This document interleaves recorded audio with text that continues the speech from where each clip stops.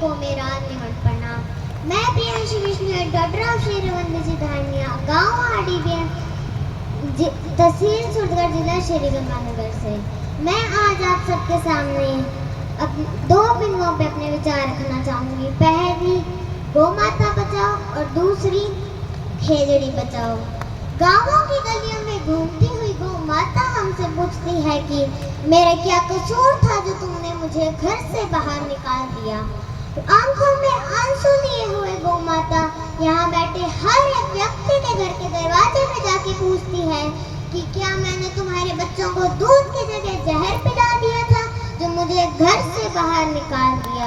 रोती हुई गौ माता हमसे पूछती है कि हे मनुष्य, मैंने तेरे बच्चों को दूध पिलाया, घी खिलाया, दही खिलाया, जो बड़ा है कि कोई आईपीएस बना, कोई आईएएस बना, बिजनेसमैन बना, कोई बड़ा नेता बना, और परंतु तूने तो मेरे बच्चों को आवारा कुत्तों के हवाले छोड़ दिया जो उसे नोच नोच कर खावे। जब एक सुनसान जगह पर आवारे कुत्ते छोटे बछड़ों को मार रहे होते हैं तो उन बछड़ों की चीख मेरी गौ माता तक जरूर पहुंचती है, परंतु मेरी गौ माता आंखों में आंसू लिए हुए यही सोचती है कि ये कसूर उन आवारा कुत्तों का नहीं, ये कसूर तो मुझे माँ कहने वाले सबसे बुद्धिमान जीव मेरे मालिक का है, जिसने मेरे दूध का ऐसा कर्ज चुकाया है,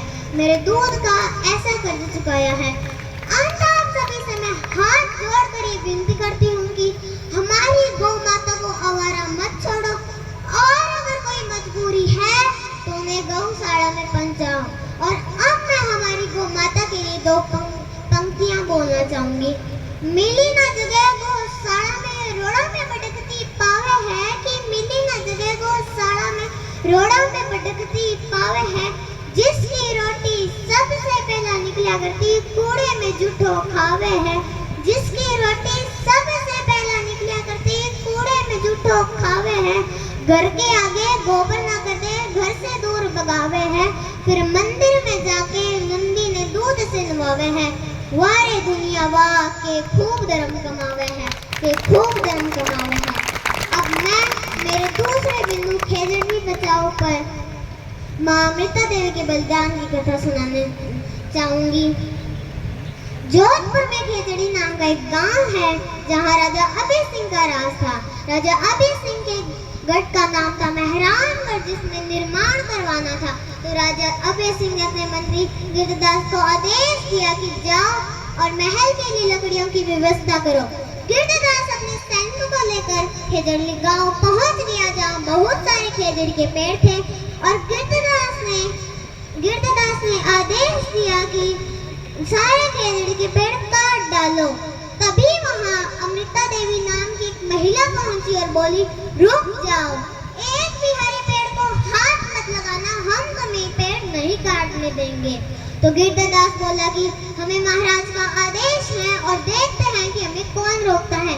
तो माता अमृता देवी बोली कि मैं अपने विष्णुइयों की बेटी हूँ और हमारे श्री गुरु जम्बेश्वर भगवान ने कहा है कि सिर साथे रुक रहे तो भी सस्त हो जान, इसीलिए हम अपना सर कटवा लेंगे लेकिन पेड़ नहीं कटने देंगे।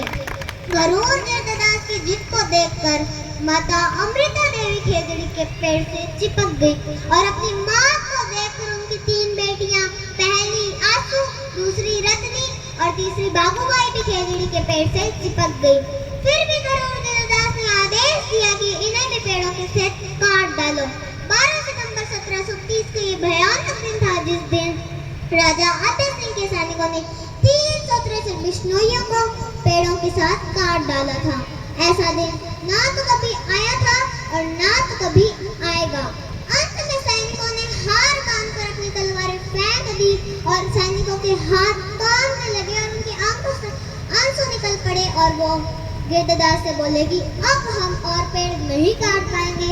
यह सूचना जब राजा अभय सिंह के पास पहुंची तो वो खुद चलकर खेजड़ी गांव आए, और इतना भयानक नरसंहार देखकर उन्हें बहुत दुख हुआ, और उन्होंने उसी वक्त ताम्र पत्थर जारी करवाया कि आज के बाद में राज्य में एक भी खेजड़ी का पेड़ नहीं कटेगा। और खेजड़ी गांव में भीष्म का एकमात्र विष मेला भाद्रपद शुक्ल अष्टमी को बढ़ता है। और अब मैं माता अमृता देवी और 363 बिश्नोइयों की याद में 2 पंक्तियां बोलना चाहूंगी कि जब याद करूं के जड़ली धराने नैना में आंसू आवे है, कि याद करूं जब खे जड़ली धराने नैना में आंसू आवे है।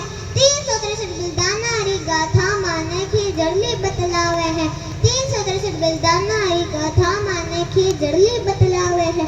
कहते रहे सैनिक उसको पेड़ों से हट जा बारी बारी, वो कहते रहे सैनिक उसको पेड़ों से हट जा बारी बारी, पर कैसे वो हट जाती बिश्नोई कुल की नारी, पर कैसे वो हट जाती बिश्नोई कुल की नारी। रूखा संकट गया सरगना खूना सुरंगी धरती सारी, और रूखा संकट गया सरगना खूना सुरंगी धरती सारी। और वीर अमृता देवी तूने जगत को काट पड़ाया है, पेड़ों की रक्षा खातिर अपना प्राण गवाया है, अपना प्राण गवाया